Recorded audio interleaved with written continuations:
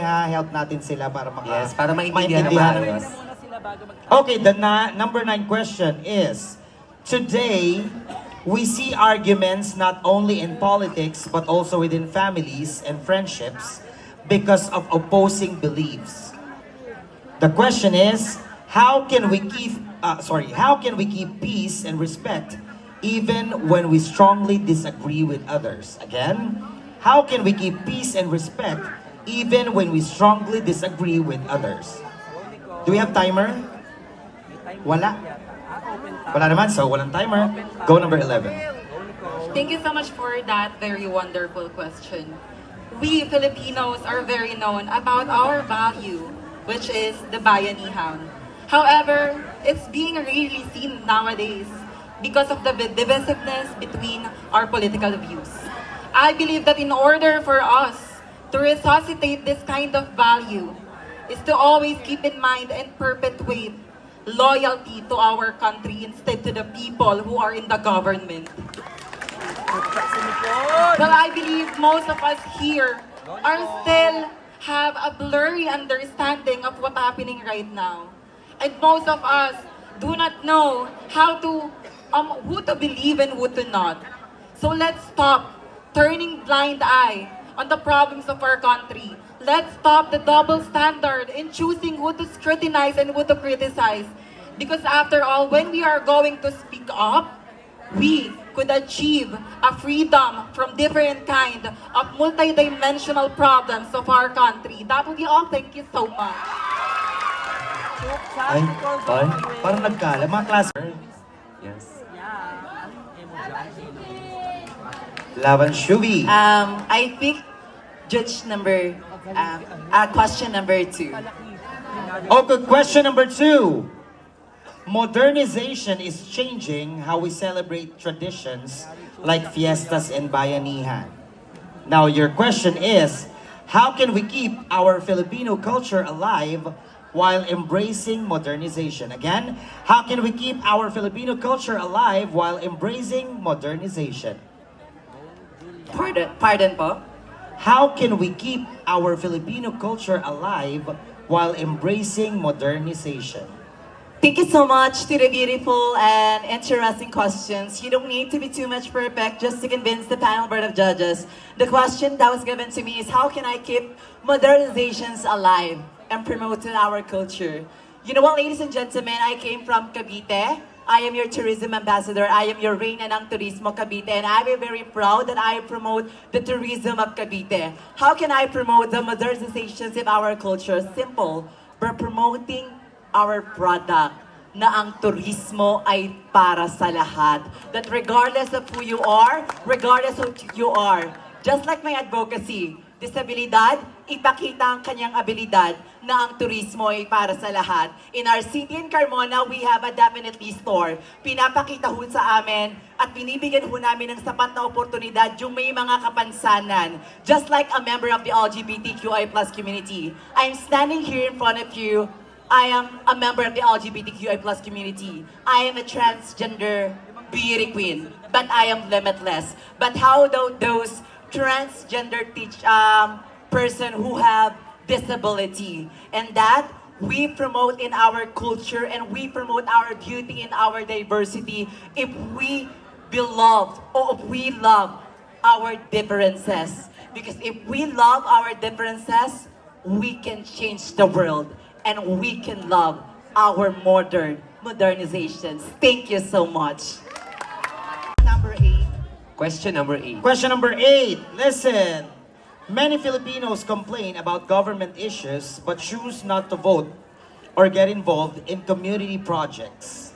Your question is, how can we encourage more citizens to take part in nation building, not just through words but through action? Again, how can we encourage more citizens to take part in nation building, not just through words but through action? Thank you for that interesting question. You know what, ladies and gentlemen, para po sa akin, lagi po natin pakakadadaan na tayo po ay bumoboto, ngunit hindi tayo bumoboto ng tama. Lagi natin pakakatandaan na tayo po ay boboto, hindi po bobo tayo. Always remember, we have a power to change the government, but the government have a power to change our life. Thank you. Yes. Thank you so much, Kat. She's pretty naman, di ba? Number 3. Question Number three. Okay. In today's world, people often measures happiness through likes and followers. So parang basihan natin yung social media, no? How can we remind others that through... okay, wait lang ha. How can we remind others that true worth goes beyond what's seen online? Again, how can we remind others that true worth goes beyond what's seen online? Thank you very much. I myself has been hoping to get high followers because I feel like it's something that would fulfill happiness.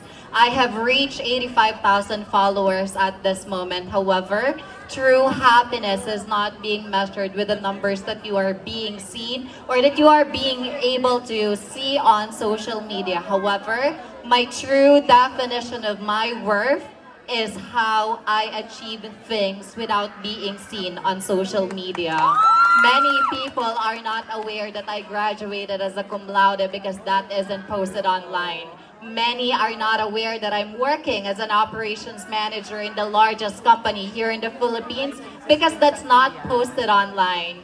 Many people are not aware that I am in relationship for 9 years, happily, steadily with my partner, and it's also not posted online. It's because your true worth is being defined by your own satisfaction. Whatever you have in yourself, whatever you have achieved in your life is something that shouldn't be shared online just for you to be validated that you are worth it, because a true worth is full acceptance of what you have fulfilled, and what can you inspire to others. Let's not be blinded by the numbers in social media. Let's not be blinded by the numbers of likes and reactions, but rather look at the ways on how they have gone through it, because through learning can be measured if you know how they have overcome challenges. Thank you and good evening. Many Filipinos are struggling to make ends meet as the prices of food and goods continue to rise, yet their salaries remain the same. Again, many Filipinos are struggling to make ends meet as the prices of food and goods continue to rise, yet the salaries remain the same. Your question is, in your own way, how can you help promote financial awareness and simplicity in your community? Again, in your own way, how can you help promote financial awareness and simplicity in your community? Thank you for that question. Well, I do believe that yes, it's true. A lot of Filipinos are just living by their own paycheck, to the extent that there are no excess funds that are allocated for emergency services, that are allocated for education services, and that are allocated for healthcare services. And I believe that one way for me to be able to promote financial awareness to my co-Filipinos is use myself as an example. I myself has been once there. Naranasan ko ang mabuhay na kung ano lamang ang aking susweldohin. That's the only thing that I have. And ang masakit doon, kailangan kong pagkasyahin to hanggang umabot ang kinsena sa tang 30. But then, I have come to the realization when I had an emergency situation with my dad. I have nothing on my pocket for me to be able to afford a private hospitalization care for my dad. And that has been a wake-up call for me to at least invest at least 5% of my savings every 15th and 30th to be able to be more prepared, to become more aware of what are the future situations that could happen, and for me not to be in the situation wherein I have to beg for someone's life just for them to survive. Mahirap ang magmakaawa sa tao na mahal mo kung nasa bingit na ito ng kamatayan.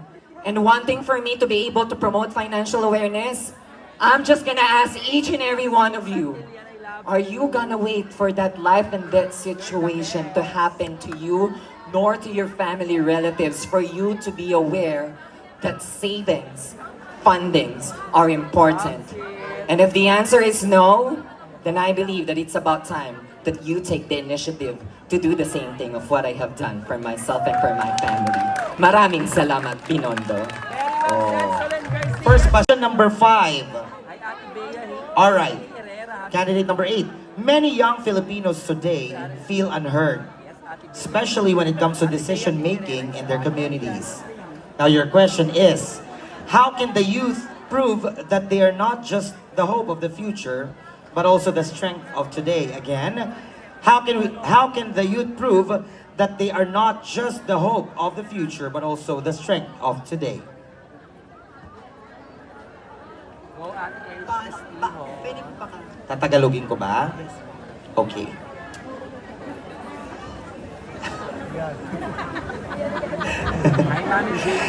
Kasi laki ako Amerika pero... Curse mo. Okay. How can the youth prove? Paano mapapatunayan ng mga kabataang kagaya mo na hindi lang sila ang pag-asa ng bayan, bagkus sila rin ang lakas ng sa ngayon. Tama ba? Ng ngayon. Ha? Ng kasalukuyan. Oo, sorry ha, ulitin natin. O, tama na yun, di ba? Okay. Alam mo na, okay na, naget na. Ulitin mo ulit. Wawaray ko naman, waray. O, paano mapapatunayan ng isang kabataang kagaya mo na hindi lang kayo ang pag-asa ng bayan at kayo rin ang lakas ng kasalukuyan. Tama? Okay, go. Paano ko daw pong papatunayan sa mga kabataan na ang kabataan ay hindi lamang pag-asa ng bayan, kundi lakas, kasalukuyan. You know what, ladies and gentlemen, mapapatunayan ko po sa lahat ng mga kabataan sa ngayon na hindi lang pag-asa ng bayan, kundi ang lakas. Kailangan natin ng respeto sa isa't isa dahil yun ang kulang sa ating mga tao. You know what, ladies and gentlemen? Respect one another. You should always continue, be an inspiration to a lot of people because life is not a coincidence, but it is the echo of what you invest. Ang kailangan natin ay maging isang mabuting tao, mabuting isang bata dahil naniniwala po ako, in this world, we are exceptionally amazing if you do good things for the benefits of humanity. Hanggat masaya ka sa ginagawa mo at wala kang tinatapak na ibang tao, be you and do what makes you happy. Thank you so much. Oh, nag-i-English naman pala siya. Pero maganda. Some people desire to be leaders but aren't ready for the responsibility that comes with it. Now your question is, what qualities must a true leader have to gain not just authority but respect? Again, what qualities must a true leader have to gain not just authority but respect? Okay. Thank you very much for that very interesting question. I believe some of the leaders is actually running to be a leader here in the Philippines simply because they are so-called sikat. Lagi nating tatandaan na hindi lahat ng sikat ay karapat-dapat at lalong hindi lahat ng mabait ay magaling. Let's all remember, ladies and gentlemen, that what are the qualities that the leader should have. The first one is good credential. Dahil bakit po tayo boboto ng isang leader na may bangit dungis sa kanyang pamumuno? The second one is good heart. Simply because the person or that leader will not gain for his personal interest through taxes of the people. And lastly, let's just all remember, a leader should always promote a good project for the people. Always remember that as a person, hindi natin kailangan ilaban na para lang sa edukasyon. Why we are not fighting for quality education? Pinipili nating hindi pagandahin ang edukasyon ng Pilipinas para hindi maging matalino ang mga tao. But in today's world, let's just all remember that good credentials and good heart will simply put the Philippines to be progressive. Ladies and gentlemen, let's remember the Article 2, Section 27 of the 1987 Philippine Constitution states that the state shall remain honest and full integrity to eradicate graft and corruption. Thank you. Maraming salamat, candidate number Question number 4. Alright, listen ha. Question number 4. More young people today speak about stress, burnout, and anxiety, yet mental health is still misunderstood in many communities. Now, question is, how can we break the stigma and encourage compassion for those struggling mentally and emotionally? Again, how can we break stigma and encourage compassion for those struggling mentally and emotionally? Mga hurado, hindi ko na po pipilipitin pa ang aking dila sa pagsasalita ng wikang banyaga. Masabi lamang po na ako ay nagdudunong-dunungan. Pasintabi lamang po sa aking mga kasamang kandidata. Ang katanungan po ay patungkol sa mental health ng isang individual. Marahil para po sa inyong kaalaman, ang inyong pong lingkod ay minsan na ring biktima na sinasabi nating mental health. Marahil para lang po sa inyong kaalaman, sadyang napakahirap sa akin bilang isang individual sapagkat ako po ay nagtrabaho sa ibang bansa sa loob ng 4 na taon at malayo sa aking pamilya. Marahil nagsilbi iyon sa aking pakiramdam na hindi maganda sapagkat nagtatrabaho ako subalit miss na miss ko na po ang aking magulang, ang aking mga kapatid. Subalit paano ko nga po ba ito ipinaglaban? Marahil simple lamang po. Lagi ko pong inilalagay sa aking isipan, ang lahat ng mga bagay na aking ginagawa ay hindi lang po para sa aking sarili, bagos sa aking pamilya na umaasa sa akin bilang isang tao. At naniniwala po ako na sa kwento kong ito, maaari kong ibahagi sa iba na kapatid, kung ano man ang iyong pinagdadaanan, lagi mo lang pakaiisipin na ang buhay ay mahalaga. Maraming tao ang nangangailangan sa iyo, maraming tao ang umaasa sa iyo, maaari kang makapagbigay ng saya, ng ligaya sa bawat isa. Kaya't simple lamang po ang hinihiling ko ngayong gabi. Kung maaari lamang po, pakitapik po ang inyong mga katabi. Kamustahin niyo po sila, sapagkat ang simpleng pangangamusta ay isang pinakamabisang solusyon para po magamot at maibsan ang mental health nating tinatawag. Maraming salamat po. Sige po. O,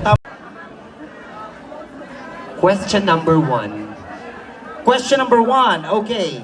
Every time a disaster hits, Filipinos are praised for being resilient. But some say we use resilience as an excuse to accept poor governance and lack of solutions. Now, question, do you believe resilience is enough, or should we demand more lasting change? Again, do you believe resilience is enough, or should we demand more lasting change?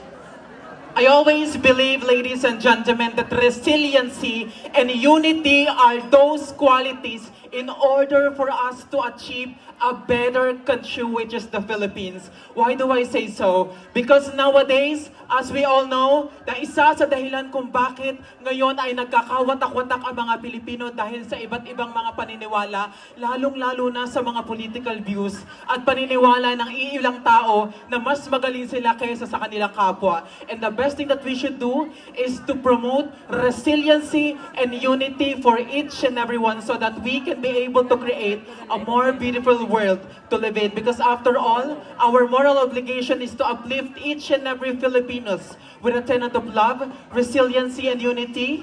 And after all, we can be able to feel a heaven on earth. Thank you so much. Thank you so much, candidate number 5. Farmers feed the nation, yet many of them remain poor and neglected.